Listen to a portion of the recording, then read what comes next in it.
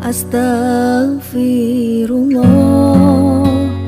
Bismillah haula wala quwata illa billahi wa ba'du. Kita lanjutkan kembali kajian kitab Umdatul Ahkam,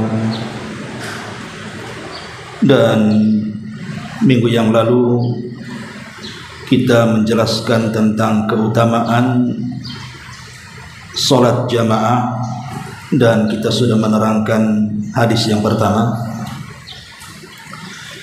Kita masuk pada hadis yang kedua dan seterusnya. Kita baca hadisnya. An Abi Hurairah radhiyallahu anhu qala qala Rasulullah sallallahu alaihi wasallam salatul rajuli fi jama'ati tudha'afu ala salatihi fi baitihi wa fi suqihi 25 dhifan wa dhalika annahu idza tawadda'a fa ahsana al-wudhu'a thumma kharaja ila al-masjid la yukhrijuhu illa as-salatu lam yakhtu khutuwatan illa rufi'at lahu biha darajat wa khutta anhu khati'atun fa idza shalla lam tazalil malaikatu tusalli alaihi ma dama fi musalla. Allahumma salli alaihi, Allahumma ighfir lahu, Allahumma arhamhu, wa la yazalu fi salatin man tadara salat. Dari sahabat Abi Hurairah radhiyallahu anhu, dia berkata, Rasul bersabda, salatnya seseorang dengan berjamaah itu akan dilipat gandakan dibandingkan salatnya di rumahnya atau di pasarnya sebanyak 25 lipatan. Dan yang demikian itu apabila seseorang berwudu, kemudian memperbaiki wudunya, kemudian keluar ke masjid dan tidak keluar kecuali dalam niat salat, maka tidaklah satu langkah kaki yang dilangkahkan kecuali akan mengangkat derajatnya, dan satu langkah kaki yang lainnya akan menghapus kesalahannya. Dan apabila dia salat, maka malaikat akan senantiasa mendoakannya selama dia berada di tempat salatnya. Ya Allah, ya Allah, berilah kebaikan kepada dia. Ya Allah, ampunilah dia. Ya Allah, rahmatilah dia. Dan dia akan senantiasa dalam keadaan salat selama dia menunggu salat. Ma'asyiral muslimat yang dimuliakan Allah Subhanahu wa taala, hadis ini banyak faedah yang kita akan bahas. Di antaranya hadis ini menjelaskan tentang keutamaan orang yang salat di masjid dan juga pahala yang akan dilipat gandakan di dalamnya. Kemudian juga yang kedua, bahwa salat sendirian itu akan banyak mengurangi pahala dibandingkan salat berjamaah. Kemudian juga yang ketiga, ada keutamaan berwudu yang dilakukan di rumah sebelum berangkat ke masjid. Kemudian juga yang keempat, penetapan adanya para malaikat, di mana para malaikat akan hadir kepada sesiapa yang melangkahkan kedua kakinya dari rumah menuju masjid dan mendoakannya. Dan yang terakhir, orang yang menunggu salat setelah salat maka dianggap dalam posisi dia sedang salat. Baik, kita akan bahas kalimat per kalimat. Di sini Nabi SAW mengatakan salatul rajuli fi jama'atin, salatnya seseorang dalam posisi berjamaah, tudha'afu ala salatihi fi baitihi wa fi suqihi 25 dhifan, akan dilipat gandakan dibandingkan salatnya sendirian dalam rumah atau di dalam pasar sebanyak 25 tingkatan, dan dalam riwayat lain 27 tingkatan. Dan ini bentuk daripada rahmat Allah Subhanahu wa taala yang Allah anugerahkan kepada kita, bahwa ada amalan-amalan yang Allah Subhanahu wa taala lipat gandakan pahalanya. Satu amalan tetapi pahalanya berlipat-lipat. Beda dengan dosa. Kalau dosa kan satu dosa atau satu maksiat dihitung satu dosa, tapi amalan berbeda. Jadi amalan ini ada yang sifatnya lipatannya 10 kali lipat untuk satu amalan, ada yang sampai 700 kali lipat untuk satu amalan, ada kalanya tidak berbilang lipatannya. Dan ini salah satu rahmat Allah Subhanahu wa taala kepada kita, dan itu disebutkan dalam surah Al-An'am ayat 160. Allah katakan, man jaa bil hasanati falahu asyru amsalihha wa man jaa bis sayyiati fala yujza illa mithliha wa hum la yudhlamun. Barang siapa yang datang dengan satu kebaikan, maka dia akan mendapatkan 10 kali lipat kebaikan yang sama. Tapi siapa yang melakukan keburukan, maka tidak dibalas kecuali dengan keburukan yang sama. Artinya satu amal baik terkadang menjadi 10 lipat pahalanya, tapi satu amal buruk cuman satu dosa yang didapatinya, dan Allah tidak akan melakukan kezaliman. Kemudian juga Allah Subhanahu wa taala mengatakan dalam surah Al-Baqarah 261, wallahu yudha'ifu liman yasha, dan Allah terkadang akan melipatkan banyak lipatan pahala bagi siapa yang Allah kehendaki. Bisa 10 kali lipat, bisa 700 kali lipat, atau bahkan tidak ada batas lipatan. Contohnya umpamanya amalan sabar. Allah mengatakan innama yuwaffas sabiruna ajrahum bighairi hisab.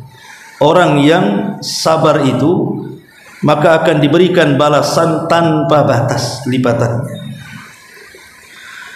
Lah di sini salah satu amalan yang bisa melipatkan satu amalan bisa berlipat-lipat pahalanya, kalau mengacu kepada hadis ini, adalah orang yang melaksanakan sholat jamaah. Tetapi apakah cuma sholat berjamaah? Tidak. Banyak amalan-amalan ini yang bisa melipatkan pahalanya. Di antaranya Nabi SAW ketika bicara tentang al-kalimatut thayyibah, kalimat yang indah yang diucapkan manusia. Jadi kalau ibu bicara memilih-milih bahasa, karena kan setiap daerah itu kan memiliki bahasa masing-masing. Terkadang bahasa untuk anak-anak berbeda dengan bahasa untuk orang dewasa. Bahasa untuk orang dewasa juga berbeda dengan bahasa untuk orang tua. Lah kalau kita ini bisa memilih-milih bahasa, kapan bicara dengan orang tua, kapan bicara dengan orang yang sebaya, dengan memilih kata yang tidak menyinggung perasaan orang yang kita ajak bicara, atau dengan kata lain al-kalimatut thayyibah, kalimat yang baik. Kalimat yang baik ini bisa melipat gandakan pahala kita. Makanya hadis yang ma'ruf, Nabi mengatakan innal abda la yatakallamu bil kalimati min ridwanillah la yulki laha bala yarfa'uhu Allahu biha darajatin. Terkadang seorang hamba mengucapkan satu kalimat, tapi kalimat ini penuh dengan redha Allah Subhanahu wa taala. Terkadang tidak terpikir dia mengucapkannya, kecuali Allah akan angkat dari kalimat itu beberapa tingkatan. Kalimat beberapa tingkatan itu maksudnya lipatan pahala di sini. Satu kalimat tetapi mendapatkan banyak tingkatan-tingkatan pahala. Bagaimana kalau ibu mengucapkannya 100 kalimat, 300 kalimat, 1000 kalimat? Mungkin ngobrolnya agak lama ya. Kalau ngobrol sebentar ya tidak banyak kalimatnya. Tapi kalau ngobrolnya sampai sejam 2 jam bisa ribuan kalimat tuh. Lah kalau satu kalimat saja Allah angkat derajatnya beberapa tingkatan, maksudnya dari segi pahala. Macam mana orang yang kemudian mengucapkan kalimat yang indah yang disedap telinga oleh pendengarnya, merasa enak, senang mendengarnya, maka ini akan melipatkan pahala kita. Jadi bicara saja jadi pahala sebenarnya kalau kita ini memilih-milih bahasa. Ini yang pertama, kalimat yang baik. Yang kedua, orang yang hadir di majelis ilmu, sekali duduk di majelis ilmu, itu akan mengangkat banyak derajat kita. Bukan satu tingkatan, tapi bertingkat-tingkat. Makanya Allah Subhanahu wa taala mengatakan, yarfa'illahu alladhina amanu minkum walladzina utul ilma darajat wallahu bima ta'maluna khabir. Dalam surah Al-Mujadilah ayat 11, Allah akan mengangkat derajat orang-orang yang beriman di antara kalian, dan Allah akan mengangkat derajat orang-orang yang mencari ilmu di antara kalian darajatin, beberapa tingkatan. Jadi kalau ibu hadir satu kali di majelis ilmu itu bukan dapat satu pahala, tapi berpahala-pahala. Karena Allah mengatakan darajat, darajat itu jamah, bertingkat-tingkat pahalanya. Bagaimana kalau orang yang sering hadir di majelis ilmu, satu kali hadir saja kita akan mendapatkan banyak pahala. Ini yang kedua. Kemudian yang ketiga, sidqun niyah, memiliki niat yang jujur.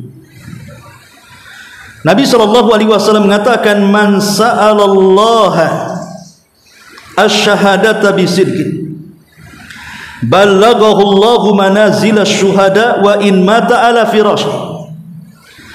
Barang siapa yang meminta kepada Allah untuk mati syahid, tetapi ada kejujuran dalam hatinya saat meminta, maka Allah Subhanahu wa taala akan sampaikan keinginannya.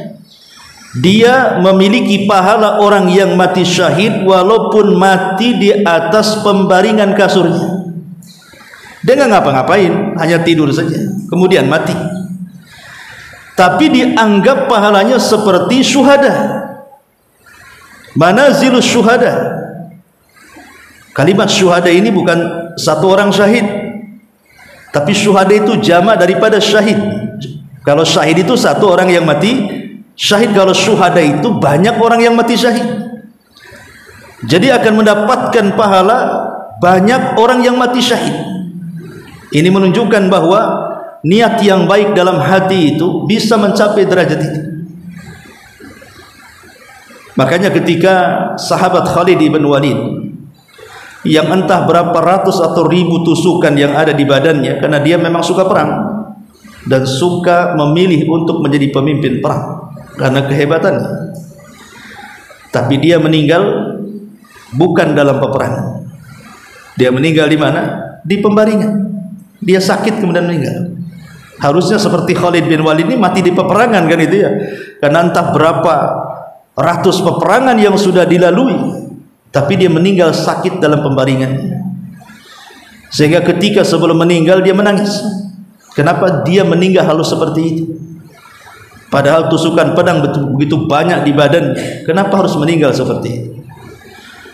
Tetapi Nabi SAW memberikan hiburan hati kepada Khalid bahwa orang yang meminta mati syahid, kalau itu benar, walaupun meninggal di pembaringan tidurnya, tetap dapat pahala para syuhada. Ini yang nomor 3. Kemudian yang nomor 4, hifdzul Qur'anil Karim.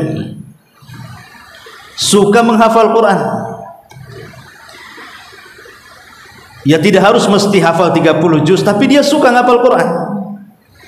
Walaupun istilahnya kalau usia-usia sudah 40-50 tahun kan agak error tuh ya.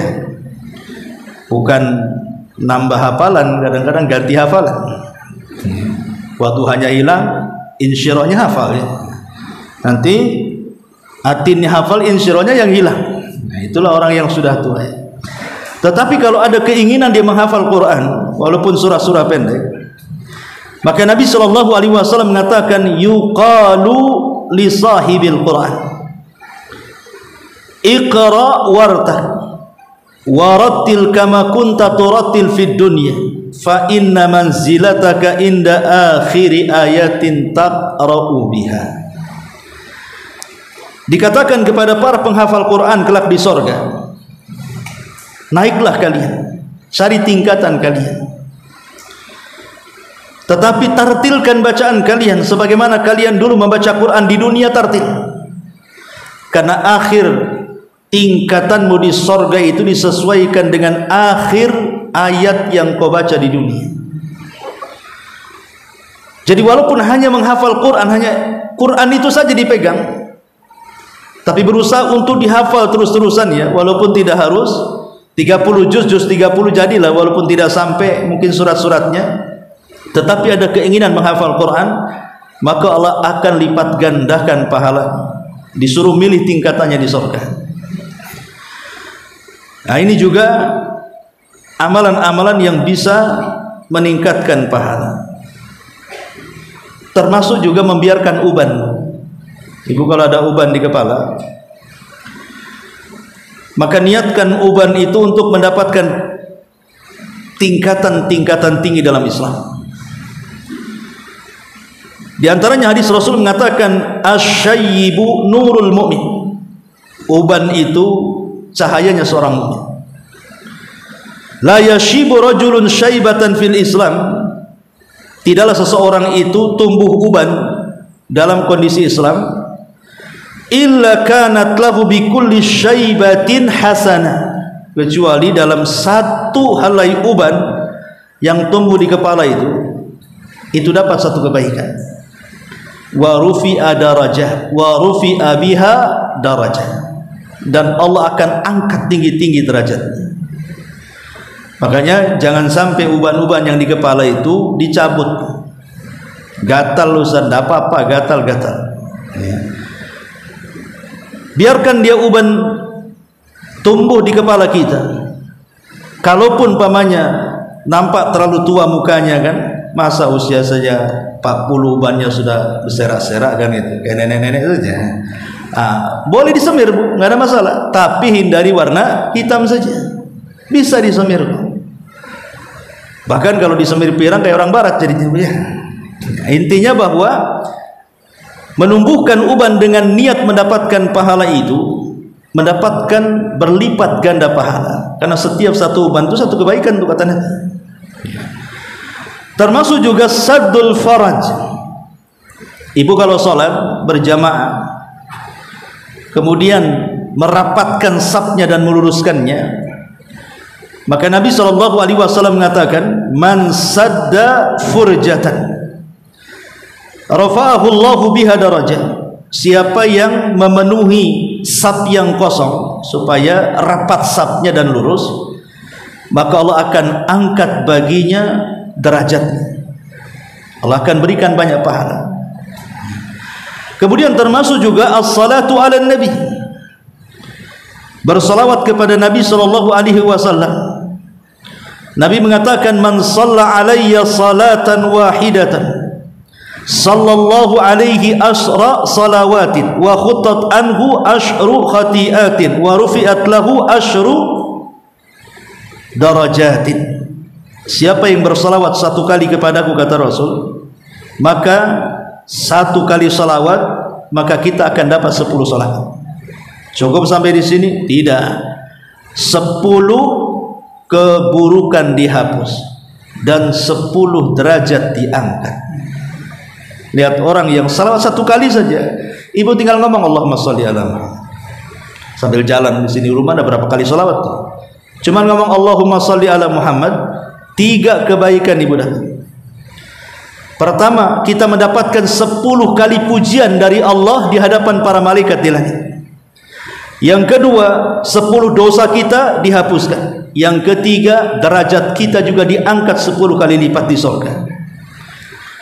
Dan ini keistimewaan orang yang bersalawat. Lah termasuk dalam hadis ini adalah orang yang menyempurnakan berwudu, kemudian melangkahkan kaki ke masjid, kemudian salat berjamaah.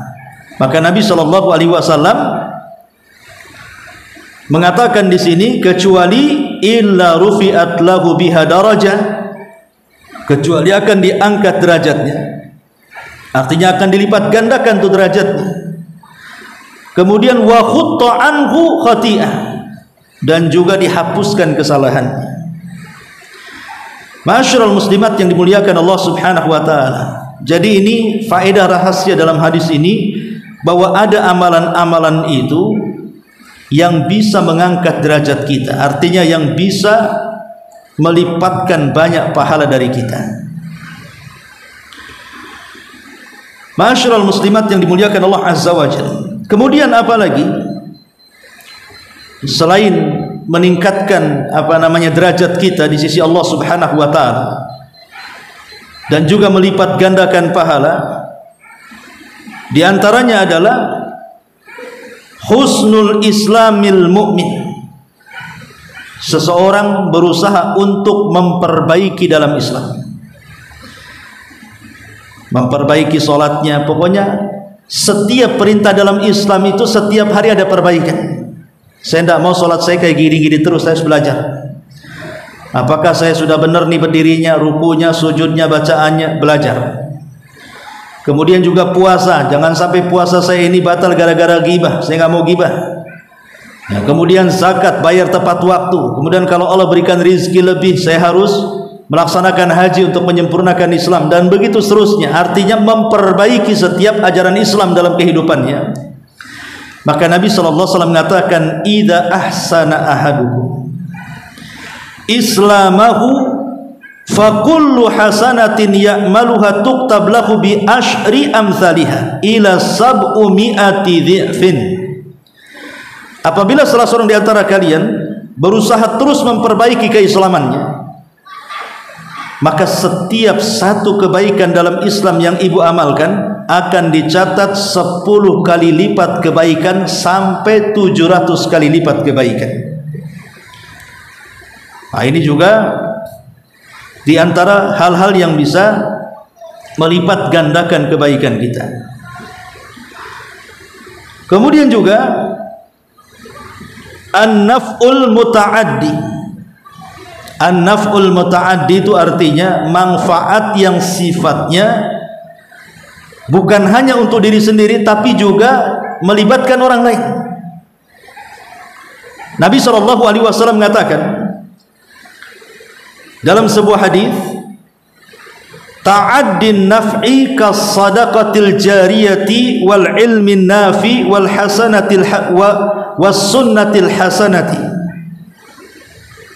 Ini perkataan Ibnu Hajar, bukan sabda Nabi.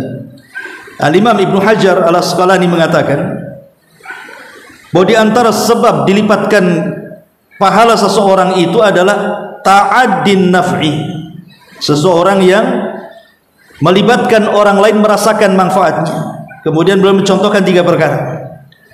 Pertama, sedekah yang mengalir. Ini manfaatnya untuk orang lain. Buat masjid umpamanya kan manfaatnya untuk orang lain. Akhirnya dengan uang kita yang bangun masjid ini, tetangga-tetangga yang enggak nyumbang pun sholat di masjid kita. Kemudian yang kedua, wal ilmi nafi, ilmu yang bermanfaat. Ibu sudah ngaji dari sini, ibu sebarkan minimalnya untuk keluarga, tetangga dan kawan-kawan. Atau yang ketiga kata beliau was sunnatil hasanah, sunnah contoh yang baik kepada orang. Umpamanya di grup ada pengumuman donasi, nampak kok tak ada lah orang donasi. Akhirnya ibu contohkan, ibu akhirnya naruh donasi di situ, bukan untuk ria ya, memang niatnya bukan untuk ria ya. Kalau untuk ria ya nggak boleh lah. Niatnya mencantumkan donasi ibu di grup itu, umpamanya ibu anu sekian. Akhirnya kemudian gara-gara ibu mencantumkan donasi itu, yang lainnya mulai nulis juga nama dia. Akhirnya banyaklah orang donasi itu. Jadi ibu bisa merangsang orang lain untuk sedekah. Lah mencontohkan orang lain untuk bersedekah, akhirnya bersedekah, itu disebut namanya as-sunnah al-hasanah. Contoh yang baik yang diikuti manusia. Lah yang seperti ini berdasarkan sabda Nabi SAW, inna dalla 'alal khairi kafa'il, sesungguhnya orang yang menunjukkan manusia kepada kebaikan, maka pahalanya maka dia akan mendapatkan pahala sebanyak orang yang diajaknya kalau dia mengikuti seruan kita. Umpamanya kita cuman ngomong kepada satu orang tentang apa gitu ya, kemudian orang ini menyampaikan ke orang banyak dan didengar, maka pahala orang banyak itu kembali ke yang pertama yang mencontohkannya. Nah ini juga diantara pahala yang bisa melipat gandakan. Ya tentu pahala melipat gandakan itu bukan urusan amal saja, terkadang berkaitan dengan tempat, terkadang berkaitan dengan waktu.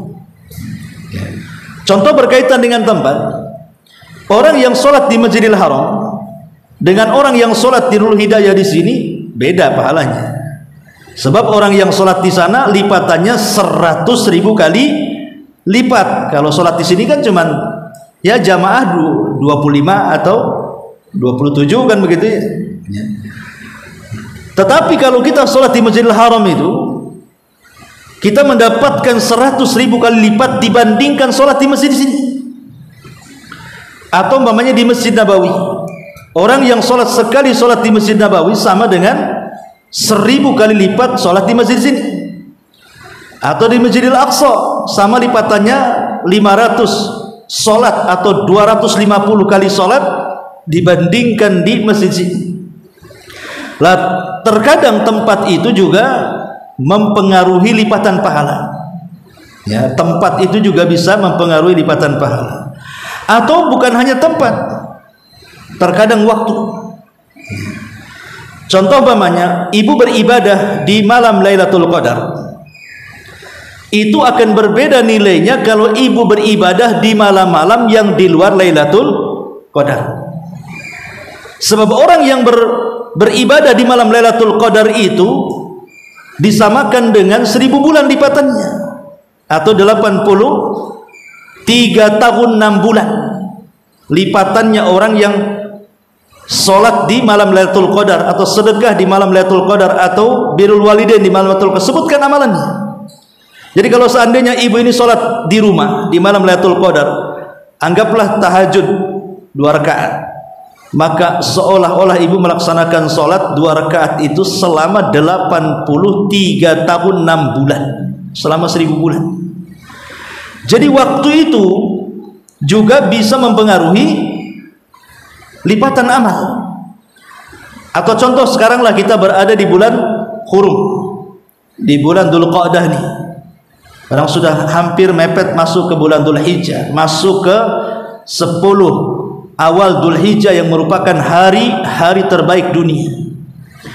Kalau seseorang beramal baik di bulan Dzulqa'dah sekarang atau nanti di bulan Dzulhijjah atau di bulan Muharram yang kategorinya Ashhurul Hurum, bulan-bulan hurum, maka itu jauh lebih banyak pahalanya dibandingkan orang beramal di luar bulan-bulan hurum.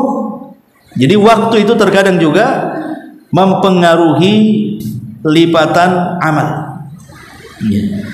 Ma'asyiral muslimat yang dimuliakan Allah Subhanahu wa taala. Ataupun syaraful amal, kemuliaan sebuah amalan.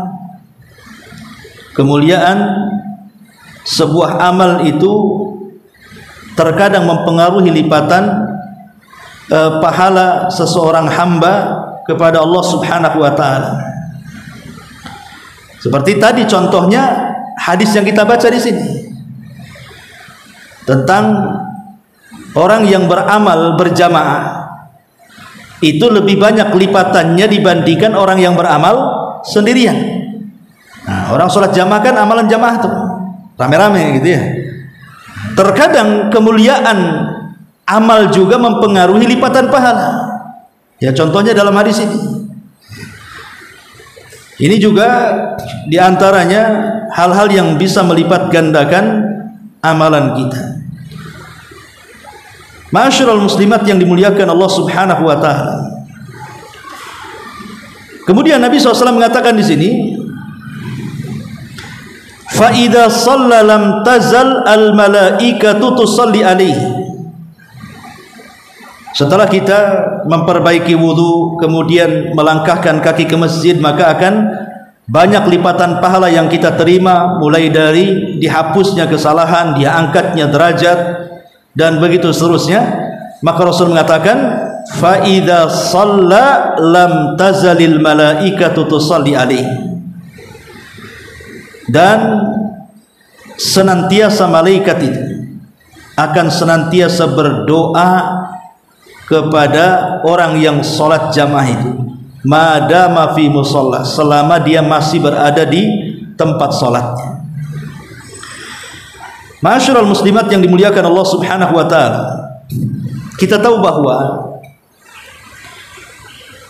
kalau malaikat berdoa kepada kita hamba-hamba Allah Subhanahu wa taala, ingat bahwa doa para malaikat itu mustajab.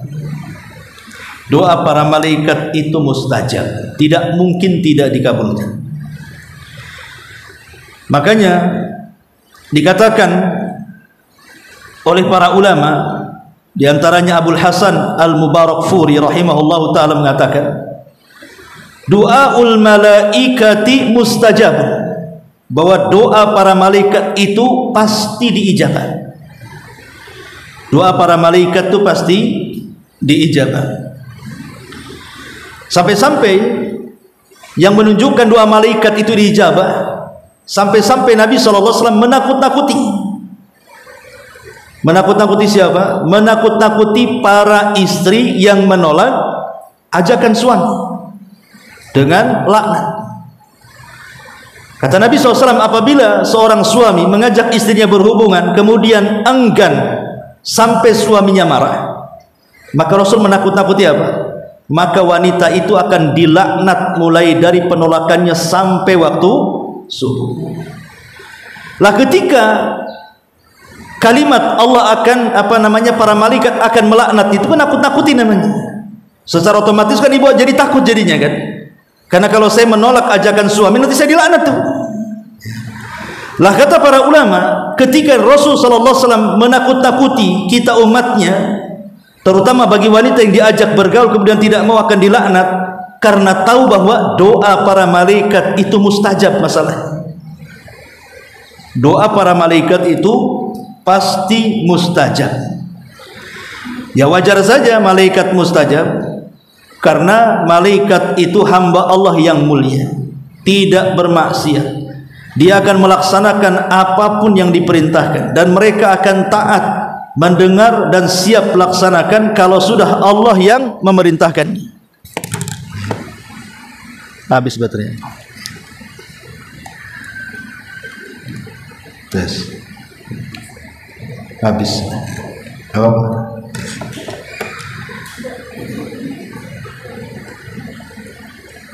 Baik, kemudian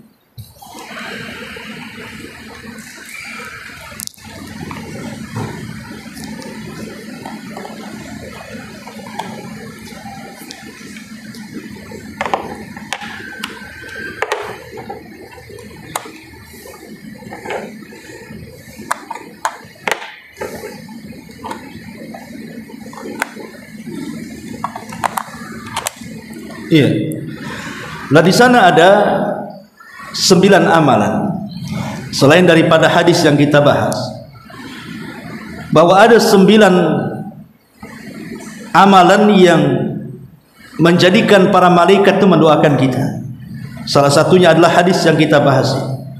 Orang yang di rumahnya berwudu, kemudian melangkahkan kakinya ke masjid, kemudian dia melaksanakan solat berjamaah dan tidak beranjak dari tempat solatnya, maka malaikat akan mendoakan kebaikan.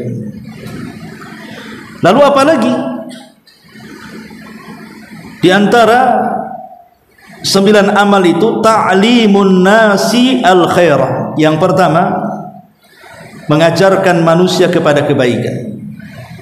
Ibu ngajari anak surah Al-Fatihah, ngajari anak sholat, ya, pokoknya ngajari orang lah kebaikan. Maka orang-orang yang mengajak manusia kepada kebaikan, kata Nabi SAW, innallaha wa malaikatahu wa ahlas samawati wal aradin hatta namlata fi juhriha wa hatta al-huta la yusalluna ala muallimin nas al-khaira. Sesungguhnya Allah dan juga para malaikatnya, bahkan penduduk langit semua dan penduduk buminya, mereka semua akan mendoakan kebaikan kepada orang yang mengajarkan manusia kepada kebaikan. Maka didiklah anak kita dengan baik. Jangan contohkan mereka dengan keburukan. Berikan contoh, mengajak manusia kepada kebaikan bukan hanya sekedar ucapan, Bu. Ngajak manusia dengan ucapan kita, bahkan mengajak manusia kepada kebaikan pun bisa dilakukan dengan perbuatan kita. Umpamanya kita ini orangnya kalau ngomong hati-hati, nggak pernah mau ghibah, nggak pernah namimah, nggak pernah suka merendahkan, mencaci, memaki. Akhirnya orang melihat kita, kemudian menirunya, itu secara otomatis kita sudah mengajak kebaikan dengan akhlak kita itu. Itu juga masuk pada hadis ini, mereka akan mendapatkan doa baik para malaikat. Kemudian yang kedua, julusul musalli fi musallahu alladhi shalla fihi. Seseorang duduk di tempat sholatnya saja, habis sholat tidak pulang, duduk di tempat sholat, entah ibu baca Quran, entah ibu berzikir gitu ya. Kata Nabi SAW, al malaikatu tusalli ala ahadikum ma dama fi musallah alladhi shalla fihi ma lam yuhdith. Para malaikat akan mendoakan kepada salah seorang di antara kalian di tempat salatnya yang ia salat di situ selama belum batal wudunya. Selama belum batal wudunya. Apa doa malaikat? Dua. Allahumma gfir lahu, Allahumma arhamhu. Ya Allah, ampuni dosa orang ini. Ya Allah, rahmati orang ini.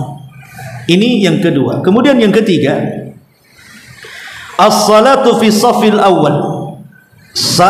Salat di saf yang pertama. Tentu bagi laki-laki di depan, kalau perempuan kan di belakang. Kata Nabi SAW, innallaha wa malaikatahu yusalluna ala sufufil ula.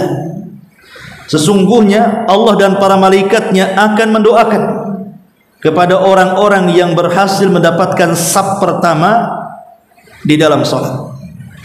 Kemudian yang keempat, as-salatu fi mayamini sufuf. Salat di sebelah kanan. Namanya ada ibu masbuk nih. Kemudian imam sudah selesai salat. Adalah orang yang baru datang belum salat juga. Kemudian salat berdua. Maka jangan ambil sebelah kiri, tapi ambil sebelah kanan. Ya, jadi imamnya di sini, makmumnya di sini sebelah kanan. Jangan ditaruh sebelah sini, sebelah kiri. Ya. Kenapa demikian? Karena Rasul mengatakan, innallaha wa malaikatahu yusalluna ala mayamini sufuf. Sesungguhnya Allah dan para malaikatnya akan bersalawat, artinya akan mendoakan baik kepada orang-orang yang berada di sebelah kanan saf. Ini yang kelima. Yang keempat, yang kelima,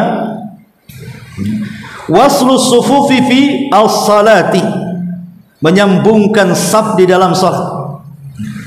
Ibu baru sampai nih, kan imam mengatakan sawu sufufakum, atau ibu masbuk, Kalau ibu masbuk dan orang sedang sholat dan sedang berdiri posisinya, langsung mengambil saf, kemudian merapatkan dengan yang sudah sholat atau yang sedang sholat.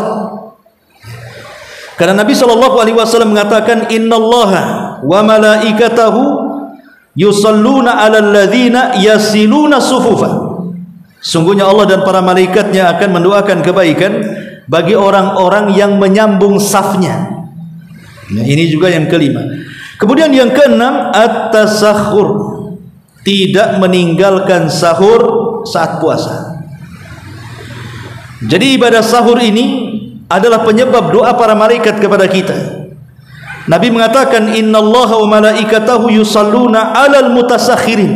Sesungguhnya Allah dan para malaikatnya, mereka akan mendoakan kebaikan kepada orang yang makan sahur. Kemudian yang nomor 7, as-salatu 'alan nabi, bersalawat kepada Nabi sallallahu alaihi wasallam. Dan yang terakhir, as-shaim idza akala indahu, orang yang berpuasa kemudian dia makan di sisi kita. Umpamanya ada orang berpuasa Senin atau Kamis, udahlah bukannya di rumah saya saja ya, ibu masak enak, akhirnya dia mau buka di rumah ibu. Maka orang yang berpuasa yang kita traktir makan bukanya, maka orang-orang yang menraktir makan buka orang yang berpuasa sampai dia kenyang, maka dia akan mendapatkan doa kebaikan para malaikat. Sebagaimana Rasul mengatakan, innas shaim tusalli alaihi al-malaikah idza akala indahu hatta yafragu wa rubbama qala hatta yashba'u. Sesungguhnya kalau ada orang yang berpuasa, maka malaikat akan mendoakan kebaikan apabila dia berada di sisi orang yang memberi iftar dia sampai dia kenyang. Makanya beruntunglah bu kalau ibu bisa mengajak orang yang berpuasa, biarkan dia lama-lama makan sampai betul-betul kenyang. Maka selama dia makan sampai kenyang itu malaikat terus mendoakan kita ya. Dan tentunya juga yang terakhir, yang hadis yang kita baca ya, orang yang senantiasa melaksanakan sholat berjamaah. Lalu apa bentuk doa para malaikat? Maka Nabi SAW mengatakan, lanjut hadisnya, Allahumma gfir lahu, ya Allah ampuni orang itu. Kalimat ghafara, ighfir kan diambil dari kalimat ghafara. Ghafara itu artinya bu, kalau helm yang di kepala untuk baju perang itu, nah, dalam bahasa Arab itu disebut mighfar. Disebut mighfar supaya apa? Supaya menjadi perisai muka kita tidak langsung terkena senjata. Karena pasti kalau dia sasarannya kepala, tidak langsung ke kepala, pasti akan mengenai helmnya dulu, sehingga tidak mudah cedera. Maksudnya apa? Mighfar itu kan diambil dari kata ghafar. Ghafar itu artinya menutup. Lalu ketika para malaikat mengatakan, ya Allah ampuni, Allahumma gfir, ighfir, ya Allah ampuni orang ini, maksudnya malaikat meminta kepada Allah dua perkara. Pertama, malaikat meminta kepada Allah agar dosa-dosa kita di dunia ini ditutup aibnya. Tidak ada yang tahu kecuali para malaikat dan Allah saja. Jadi kalau kita berbuat jahat, maka kejahatan kita ditutup. Cukup Allah yang tahu, manusia tidak tahu. Dan ini sebuah nikmat bu, sebab kalau seandainya seseorang melakukan dosa sampai ketahuan orang, betapa banyak orang-orang yang sangat malu sekali ketika satu dosanya ketahuan. Umpamanya seorang mencuri, ada seseorang mencuri panci tetangga, walaupun hanya sekedar panci mungkin nggak berharga, terkena CCTV.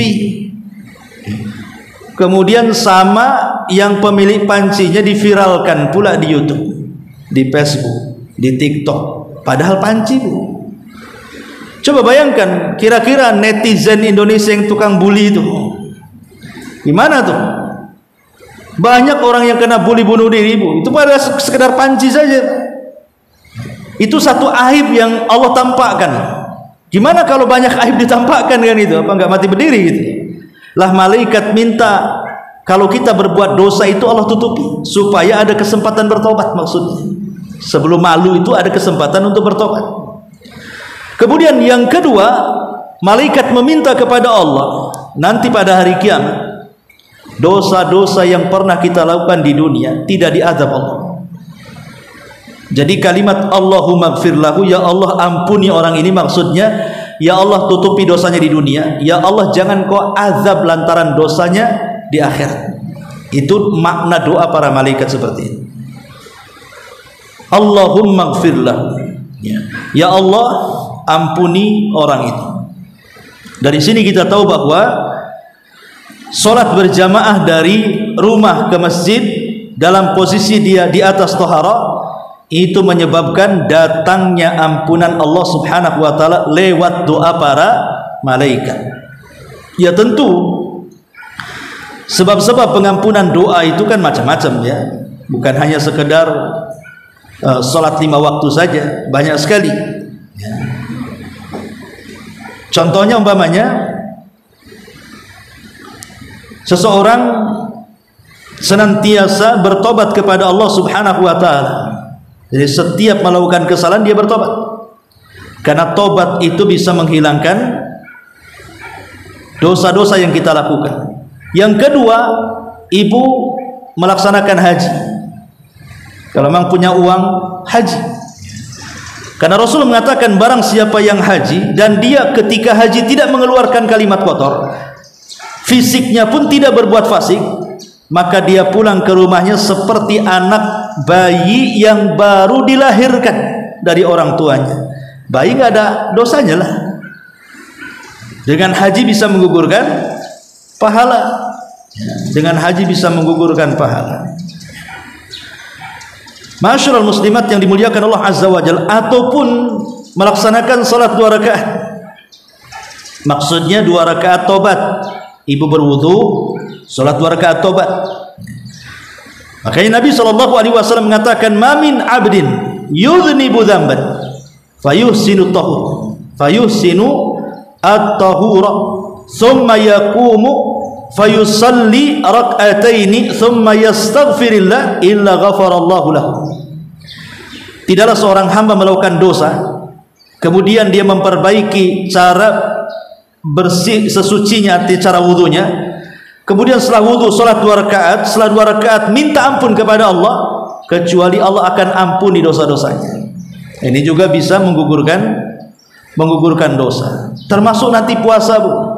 Puasa Arafah. Ntar lagi kan kita masuk di bulan Dzulhijjah. Tanggal 9 bulan Dzulhijjah itu ada namanya puasa Arafah. Orang ketika wukuf jemaah haji di Arafah, kita yang tidak wukuf berpuasa, makanya disebut puasa Arafah. Pahalanya kata Nabi SAW, yukaffiru sanatal madiyatal baqiyah, bisa menghapus dosa setahun ke belakang dan setahun yang akan datang. Termasuk juga hadir di majelis ilmu, seperti pagi ini kita duduk di majelis ilmu ini. Maka Nabi SAW apabila selesai mengajar, kemudian para sahabat bubar, sebelum bubar Rasul mengatakan, "Qumu maghfuran lakum." Berdirilah pulang kalian karena dosa-dosa kalian sudah diampuni saat kalian duduk di majelis ilmu. Jadi duduk saja, Bu, walaupun ngantuk-ngantuk jadilah kan itu. Itu sudah diampuni dosa-dosanya. Jadi pulang dari sini sudah nggak bawa dosa. Maka rajin-rajinlah hadir di majelis ilmu. Termasuk juga membaca kafaratul majlis, Bu, jangan remehkan. Jadi kalau ibu sedang kumpul-kumpul, 2 kafaratul majlis itu kan bukan di majelis ilmu saja. Ibu ngobrol dengan kawan berlima, berenam, bersepuluh gitu ya. Entah habis gibahin siapa gitu. Habis mungkin dalam pembicaraan itu ada yang tersakiti dengan kata-kata. Kalau sebelum kita bubar dari majelis itu kita membaca 2 kafaratul majlis, maka kalaupun adalah kepleset lidah saat ngobrol sehingga masuk ke dalam dosa, maka dengan doa itu bisa menggugurkan dosa-dosanya. Dan banyak lagi. ya. Intinya bahwa salat berjamaah dalam hadis yang kita bahas ini, orang yang berwudu dari rumah melangkahkan kaki ke masjid kemudian salat jemaah di masjid, maka malaikat akan memintakan ampun kepada kita. Tapi yang jelas bahwa ampunan Allah Subhanahu wa taala itu sangat luar biasa kepada kita. Jangan sampai disia-siakan, apalagi dibatalkan. Makanya sering saya katakan, Bu, beramal itu terkadang ada mudahnya, ada sulitnya. Seperti orang ibu belajar di sini nih kan, ada senangnya, ada susahnya kan. Kadang malas, ya, kadang juga rajin, kadang ada saja gangguannya akhirnya nggak hadir. Artinya bahwa amalan itu ada yang mudah dikerjakan, ada yang terkadang malas dikerjakan. Tetapi kan bisa kita lakukan, bukan kita tidak bisa melakukannya, bisa, kalau dipaksakan mesti bisa. Tetapi masalahnya bukan di situ. Ketika kita sudah mendapatkan pahala dari amalan yang kita lakukan, untuk menjaga pahala itu yang paling sulit. Ibu udah bolak-balik nih hadir di majelis ilmu kan dapat pahala, atau yang bolak-balik sholat duha, sholat tahajud, sholat rawatib atau sedekah, mungkin pahala ibu banyak. Tapi mempertahankan pahala itu tidak sebagaimana mencari pahala. Mencari pahala mudah, tapi mempertahankan pahala itu sulit. Karena ada perkara-perkara terkadang pahala itu bisa digugurkan tanpa sadar oleh kita. Seperti contohnya orang murtad, kan? Orang murtad, bayangkan dia sudah dari mulai dia brojol sudah Islam sampai kemudian usia 40-50 tahun, tiba-tiba di akhir hayatnya murtad, habis semua amalannya. Kemudian juga kesyirikan, menggugurkan amal kesyirikan itu, atau membenci apa yang Allah turunkan. Ada sebagian orang yang tidak suka dengan cadar, karena awam, ya, pakaian apalah itu, kayak ninja saja itu, apa nggak panas dia kan. Nah, jadi dia mencela perintah yang Allah turunkan kepada kita. Ingat, Allah mengatakan dalam Al-Quran, dzalika bi annahum karihu ma anzalallah fa ahbata a'malahum. Yang demikian itu karena mereka membenci apa yang Allah turunkan, maka Allah akan leburkan amalan mereka, Allah akan hancurkan amalan mereka. Kalau kita ini tidak suka dengan sesuatu, maka jangan membencinya. Tidak suka dengan sesuatu, jangan membenci. Seperti orang berpoligami. Berpoligami ini kan syariat Allah. Mungkin bagi sebagian wanita tidak setuju, tapi jangan dicela syariatnya. Atau contohnya umpamanya hukum hudud, potong tangan, kemudian rajam sampai mati, itu memang hukum Allah. Jangan kemudian dicela, itu sadis, itu enggak berperi kemanusiaan, itu menyelisih HAM dan lain sebagainya. Ya, kalau tidak suka jangan mencela, gitu maksudnya. Karena itu semua hukum Allah Subhanahu wa taala. Karena orang yang membenci hukum Allah, maka itu bisa menjadikan batal amalan yang sudah dikerjakan. Ataupun isa'atul adab ma'an nabi, buruknya adab kepada Nabi sallallahu alaihi wasallam, itu pun sama bisa. Oh, Nabi sudah meninggal, Ustaz, bagaimana? Ya, Nabi meninggal iya, tapi ajarannya masih ada, hadis-hadisnya masih ada sampai kepada kita. Jangan kita berburuk sangka ataupun berburuk adab kepada Nabi sallallahu alaihi wasallam dengan menolak hadis-hadisnya. Dan banyak lagi ya. Intinya bahwa hal-hal yang seperti ini kalau seandainya mungkin orang sudah terjerumus kepada murtad, naudzubillah, tapi dia mau tobat, mau kembali kepada Islam, maka Allah akan kembalikan amalannya. Atau dia pernah melakukan kesyirikan, kemudian dia tobat, dia meminta ampun kepada Allah, maka akan dikembalikan amalannya. Atau mungkin dia tadi yang dulunya benci dengan syariat Allah, sekarang cinta, bertobat dia. Atau mungkin kurang adab dengan Nabi, akhirnya memperbaiki adabnya. Nah, itulah pentingnya kita ini mendapatkan ampunan dari dosa-dosa yang kita lakukan. Nah, salah satunya adalah hadis ini, para malaikat mendoakan ampunan kepada Allah akan dosa-dosa kita. Kemudian doa yang kedua, para malaikat mengatakan, Allahumma rahamhu, ya Allah rahmati orang ini. Ya, namanya rahmat itu sesuatu yang kita hajatkan. Makanya Nabi Adam ketika diciptakan oleh Allah Subhanahu wa taala, saat ruhnya ditiupkan Nabi Adam itu, apa yang diajarkan Allah Subhanahu wa taala kepada Nabi Adam? Salah satunya ucapan salam. Allah mengatakan, ya Adam, ucapkan salam kepada para malaikat. Maka Adam mengatakan, Assalamualaikum. Maka malaikat menjawab, Waalaikumsalam warahmatullah. Adam didoakan rahmat oleh para malaikat. Kemudian yang kedua, saat ruh sampai di tenggorokan, Adam bersin. Kemudian Allah mengatakan, ya Adam, kul alhamdulillah. Katakan alhamdulillah. Maka Adam kemudian mengucapkan alhamdulillah. Allah katakan, yarhamuka rabbuk.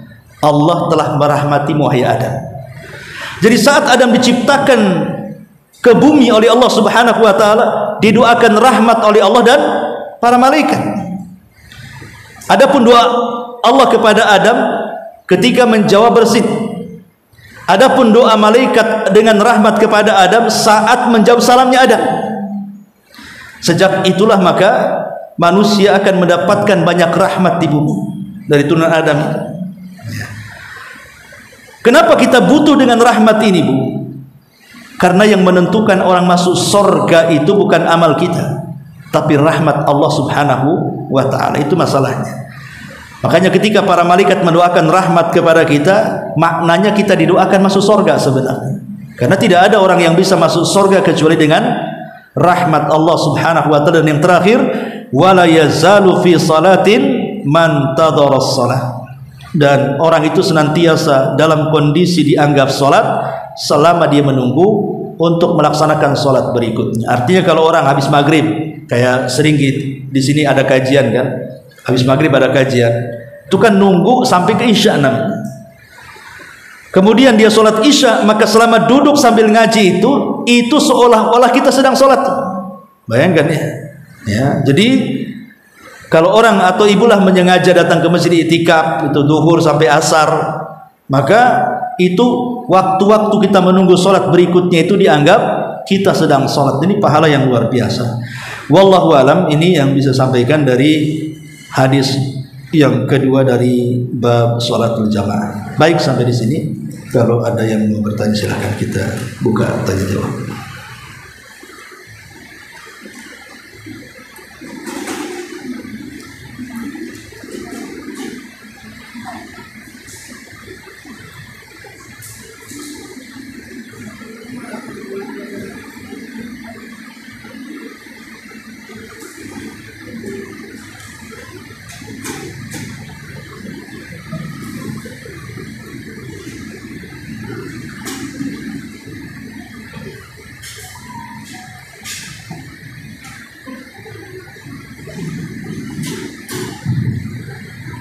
Assalamualaikum warahmatullahi wabarakatuh. Waalaikumsalam. Ketika kalau masalah di rumah saat bersamaan, kita pakai niatnya yang Gimana? Ketika pas jauh bersamaan dengan Senin Kamis. Iya. Apa maksudnya? Jadi niatnya yang kita pakai mana? Ya bisa ibu menggabungkan semua niat. Bisa. Jadi umpamanya ada 3 puasa nih, umpamanya pas bertepatan hari Kamis, di situ ada puasa Kamis. Ibu juga kemudian puasa Daud pas bertepatan dengan Kamis, pas pula Kamisnya hari Arafah umpamanya. Bisa kita gabungkan di tiga-tiganya. Iya, niat tiga-tiganya. Selama hukumnya sama. Kalau hukumnya berbeda tidak bisa. Contohnya ibu qadha Ramadan dengan puasa Senin Kamis, yang nggak nyambung, yang satu wajib, yang satu sunnah, nggak bisa digabung. Umpamanya pas hari Kamis nih, ibu mau qadha Ramadan, ya qadha Ramadan saja, nggak bisa diniatkan puasa Kamis, karena yang wajib dengan yang sunnah itu tidak bisa digabungkan. Yang bisa digabungkan itu yang sama-sama hukumnya. Sama, ibu masuk ke masjid, waktu mepet. Mau sholat sunnah wudhu di situ, mau tahiyatul masjid di situ, ya udah gabungkan saja satu niat. Lain kalau seandainya yang satu sholat wajib, yang satu sholat sunnah digabung, ya tidak bisa. Contoh umpamanya mandi Jumat dengan mandi junub. Pas di hari Jumat, orang ini junub. Kemudian juga ada syariat mandi Jumat. Bagi yang mengatakan bahwa mandi Jumat itu sunnah, mandi junub jelas wajib, maka mandinya 2 kali. Pertama mandi junub dulu, kemudian mandi lagi, niatkan mandi Jumat. Tapi bagi yang mengatakan mandi Jumat itu wajib, maka bisa kita gabungkan sekali mandi 2 kali niat. Nah, jadi kalau yang ulama berselisih pendapat tentang hukum mandi Jumat itu. Ada yang mengatakan sunnah, ada yang mengatakan wajib. Bagi yang mengatakan wajib, berarti kalau bertepatan dengan junub, ya 1 kali mandi 2 kali niat. Tapi kalau seandainya yang ibu ini memilih bahwa mandi Jumat sunnah bukan wajib, ya harus mandi 2 kali supaya dapat dua-duanya. Wallahu a'lam. Ya. Seperti apa ya yang bisa dimakan? Salawat apa saja. Yang paling pendek ya Allahumma sholli ala Muhammad. Tapi sebaik-baik salawat adalah salawat Ibrahimiyah yang ibu baca ketika tasyahud. Allahumma sholli ala Muhammad kama shallaita ala Ibrahim wa ala Ibrahim innaka Hamidum Majid. Itu semua dalam setiap salat mesti kita baca salawat ini. Namanya salat Ibrahimiyah. Itulah lafaz salawat terbaik. Sama kalau dalam istighfar itu ada namanya Sayyidul Istighfar, penghulunya istighfar. Kalau salat Ibrahim ini penghulunya salawat. Nah, tapi kalau lagi malas karena terlalu panjang, ya yang pendek saja Allahumma sholli ala Muhammad, itu sudah cukup. Wallahu a'lam. Ya. Oh iya. Pertanyaan Ustaz, itu hadis itu kan menceritakan pahala. Hadis tadi kan menceritakan tentang pahala sholat berjamaah bagi laki-laki. Jadi pertanyaannya bagaimana dengan kita yang sholat di rumah bagi wanita Ustaz? Pahalanya sama, walaupun sholat di rumah dengan catatan tepat waktu. Jadi apa yang didapatkan laki-laki dengan sholat jamaah dengan segudang pahala tadi, itu bisa didapatkan juga oleh wanita selama dia tepat waktu, tidak mengelur-elurkan waktu. Sebagaimana bapak-bapak kan sholat jamaah tepat waktu tuh, maka ibu juga di rumah sama, maka pahalanya sama. Jadi ibu dapat pahala apa yang dilakukan bapak di masjid. Wallahu a'lam.